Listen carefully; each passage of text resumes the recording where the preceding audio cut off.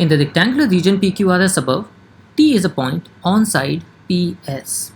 If PS is equal to 4, so we have this length is equal to 4 units. What is the area of PQRS?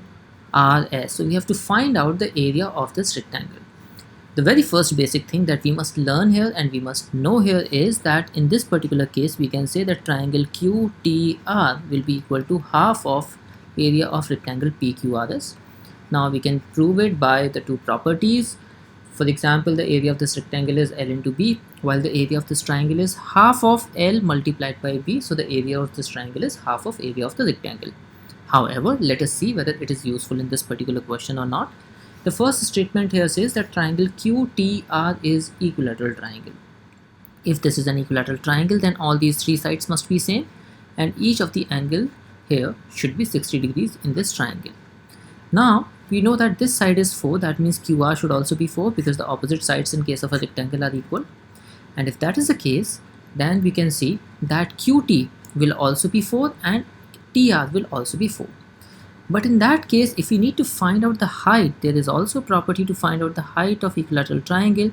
We can derive it using the Pythagoras theorem. You can see it in my concept video in the geometry course, that height of equilateral triangle is given by root 3 by 2 of side. And here we know that the side of this equilateral triangle is 4 units. So we can say that the height, which is also equal to PQ, should be equal to root 3 divided by 2 times side, which is equal to 2 root 3. Now we have PQ as 2 root 3 and we have PS is equal to 4. That means the area of quadrilateral PQRS will be equal to 4 multiplied by 2 root 3.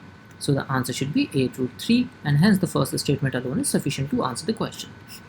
So we can eliminate 3 options out of these 5 because option B, C and E cannot be the correct answer. Now answer has to be either option A or option D. Now let's check the second statement.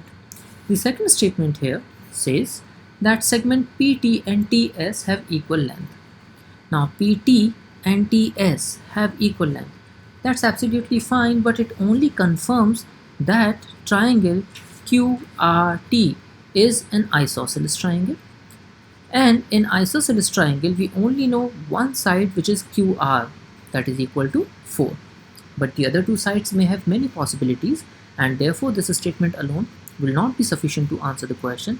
And the final answer to the question will become option A. I hope you enjoyed the explanation. Thank you so much.